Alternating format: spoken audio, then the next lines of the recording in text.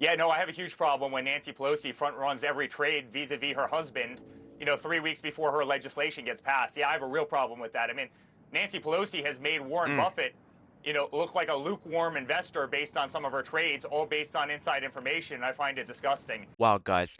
Caitlin Collins calls Eric Trump a crypto scammer. She instantly regrets it. You guys gotta check this video out. Source, the executive vice president of the Trump Organization, the author of Under Siege, Eric Trump. And thanks for being here, sir, and congrats on the book. Obviously, as we noted, you have been pretty busy lately on expanding into a range of ventures, including crypto. You recently told the Financial Times it has actually netted your family over $1 billion in pre-tax profits over the past year. And I think for an industry that is changing as much as crypto is, and for someone who is new, relatively new to that world, how did you make so much money so fast? Caitlin, I never thought I'd get into crypto, and I talk about it a lot in Under Siege. We were debanked. We were deplatformed. They came after us like absolute dogs. I was the guy getting the call from Capital One and JP Morgan Chase and Bank of America and so many others in the middle of the night saying, congratulations, we're canceling all your bank accounts and you can't do business anymore. They literally shut us out of the financial markets for doing absolutely nothing wrong, only because my father decided to wear a hat that said, make America great again. They wanted to take the rails out from under our business. These aren't political entities. These are golf courses. These are condominium buildings. And they tried to destroy us. And that's when I found that I don't think there's anything that traditional finance can do better than crypto. Crypto's faster. It's cheaper. It's more transparent. It's 24 hours a day, 7 days a week. And it's the modern and future finance. And so the same people that were coming after us were going after the people in the crypto industry. And I realized how smart they were. And I realized how innovative they were. And I'm incredibly proud to be part of the crypto industry. Wait till you guys hear what he has to say about Nancy Pelosi. The Trumps is the family that noticed that the doors were getting locked and they didn't want to be controlled, so they went and they built a new building. They got in trouble just for thinking different. This is what they'll do to you just from thinking different.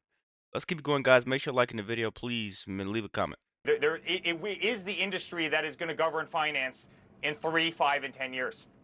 Well, you said recently that the crypto space is basically 50%, or I think you said at least 50% of what you're doing. How much of the business is still real estate projects, and how much of it is crypto now? Yeah. Oh, a tremendous amount of real estate. Obviously, our hard assets. You've been to so many of them over the years, and I love real estate. Hard assets is my bread and butter, and it's what I absolutely love to do. We're builders. But, I really do believe cryptocurrency, mainly Bitcoin, is the greatest hedge against real estate, right? One's a very illiquid asset. One's a very liquid asset. It's tradable 24 hours a day, 7 days a week. It's tradable around the world. There's no middlemen. There's no banks. There's no financial institutions. It can't be stripped from you. It can't be weaponized against you. And I think it's one of the things that has so much appeal for the crypto industry and why it's the fastest growing industry on earth right now. I mean, crypto is literally growing faster than the internet was in the 1990s. And it's amazing. And you watch every big bank get into crypto now. They have to. You watch what Bitcoin's doing. You watch what Ethereum's doing. You watch what stable coins are doing. And you watch how much money is coming into the United States based on cryptocurrency. And that's a wonderful thing for the U.S. dollar.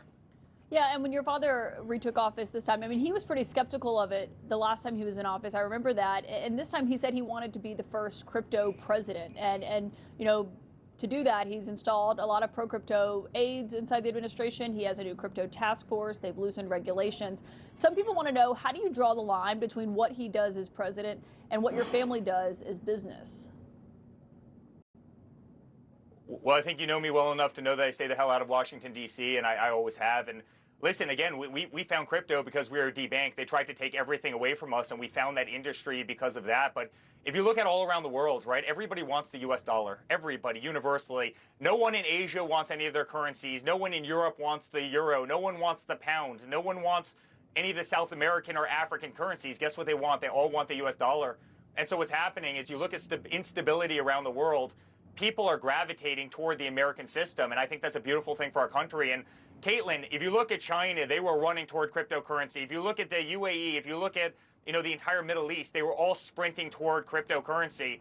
My father's winning the race, and he's winning it for America, and I'm incredibly proud of that because this just is the future of banking. It's a future of finance. Again, this is what is growing the fastest in the world. It's picking up tens and tens and tens of thousands of accounts every single day. That right there is why they don't like Trump, because they see that he's winning. It's not all that bad that he's winning, but they see Americans winning with him, right? So when you kind of look at something like that, it makes you think the media wants chaos, but the only thing that Trump's providing is competence. He's letting us be aware of what's going on. A lot of transparency going on with this guy. They're going to try to do everything they can to destroy this family, but I mean, we've seen them come out on top every time. So far, we've seen them come out on top every time. And America needs to win the race in this, revolution. Yeah, but by easing the restrictions on the crypto industry, would you acknowledge that your family has benefited from those changes? I mean, Caitlin, all of our crypto ventures started when we were in courthouses. I mean, you were often sitting next to me on those wooden pews in front of Mershon and Ngoran, and we were literally working in the crypto industry in those days when everybody gave us zero chance of actually winning.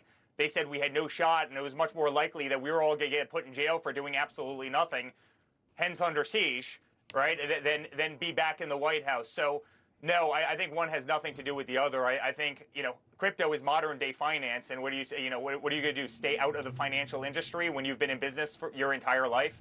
But nothing I do has anything to do with the White House. Nothing I do has anything to do with Washington, D.C. I try and stay as far away from that place as humanly possible. I wonder how you navigate it, because last week your dad threatened 100% tariffs on Chinese imports and threatened export controls on that. It led to this huge panic sell. It cost some investors billions of, as you know. I do wonder how you navigate that and how you deal with that, given obviously your dad has a lot of power over this industry, and obviously your family also has a pretty big stake in it. I've never been more proud of the U.S. I mean, we were losing our standing around the world. I would travel around the world, Caitlin, and people were embarrassed. People were embarrassed by Joe Biden. People were embarrassed by this country. They were embarrassed by the leadership of this country. They were embarrassed by DEI. They were embarrassed by men my size swimming in women's sports. We have a country that's back. We have a country that's doing incredibly well. We have a country where oil prices is falling tremendously. We have a country where inflation is back to normal rates. We have a country that everybody wants to be a part of. My father's brought in close to $17 trillion back into the United States of America, all money that would never have been there before. He's doing amazing things for our economy, and I'm thrilled. I'm thrilled to see it, and I think every American should be applauding from the rooftops because the guy is doing an unbelievable job. It's exactly what this nation needed at the right time. Well, but you're praising him, and in your book, we know one thing I was thinking about, I'm here on Capitol Hill, and in your book, you criticize how members of Congress are allowed to buy and sell stock. You don't think that should be able to happen. Obviously, that's a big criticism that we've heard from other people. But when it comes to you said you have nothing to do with what your father's administration is doing, that he doesn't have anything to do with this. But I think some people might want to know, how do you determine, whether something is a conflict of interest? Who really is doing that in this position for you? Well, obviously we have external ethics advisors. We take that very, very seriously. But yeah, no, I have a huge problem when Nancy Pelosi front runs every trade vis-a-vis her husband, 3 weeks before her legislation gets passed. Yeah, I have a real problem with that. I mean, Nancy Pelosi has made Warren Buffett, look like a lukewarm investor based on some of her trades, all based on inside information. I find it disgusting. I have no inside information. I have nothing to do with Washington, D.C. I have nothing to do with any kind of legislation. But no, I find it wholly troublesome when U.S. senators and Congress people, before they vote on legislation, The thing that I love about this is everybody with the last name Trump, they call out the BS, right?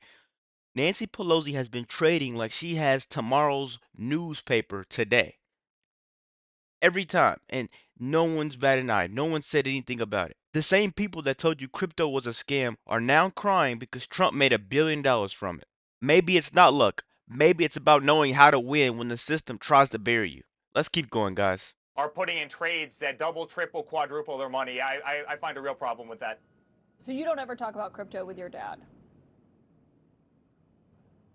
I really don't. I really don't. I mean, my father was a great proponent of the industry because the industry came out in a very, very big way for my father. My father spoke at all the Bitcoin conferences, obviously, as he was running and even before he was running. And the industry embraced him and he embraced the industry because guess what? This is the future of finance, right? You can't ignore it. You can't ignore it. America would get run over if you ignored cryptocurrency. Everything is done better, faster, cheaper. I mean, Caitlin, you want to go out and get a mortgage for your house. Why? You go to JP Morgan Chase. It takes you 120 days to get that mortgage. Why? Why? I mean, if you have the assets in the bank, why can't you get the money instantaneously? Why can you not send a wire transfer at 5 o'clock in the afternoon on a Friday? It won't get there until Monday. Why is traditional finance so slow? Why is it so antiquated? Why is it so expensive? There's nothing that can't be done better, cheaper, faster on the blockchain, and that's a beautiful thing for the United States. I see your point that you're arguing that you think it's better. Obviously, your dad does have a big stake in the business, but I want you to hear something that Marjorie Taylor Greene had to say about this. She's a really big supporter of your father's, as you know. This is something that she said just recently.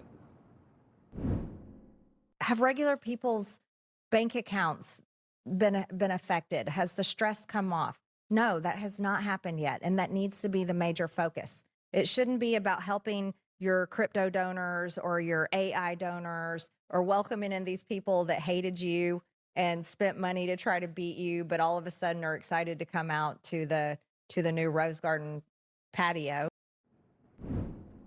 What's your reaction to that?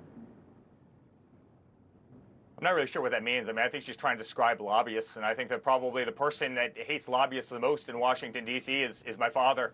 He never was supported by lobbyists. Lobbyists never gave my father any money. You know, I mean, listen, Caitlin, in all fairness, you were there with us through it. My father, he self-funded his entire first campaign minus a little bit of money. You know, if there's one person who wasn't taking money from lobbyists, it was Donald Trump. It seems like everybody else in Washington, D.C. does, but the one person who's never needed lobbyists' money is Donald Trump. You could hate the Trumps all you want, but to me, it's a legacy. The same exact family they tried to write off is the same exact family that rewrote the rules of modern finance. Let me know what you guys think about this video. Be sure to like, comment, subscribe if you're new. And as always, let me know what you react to. We're out.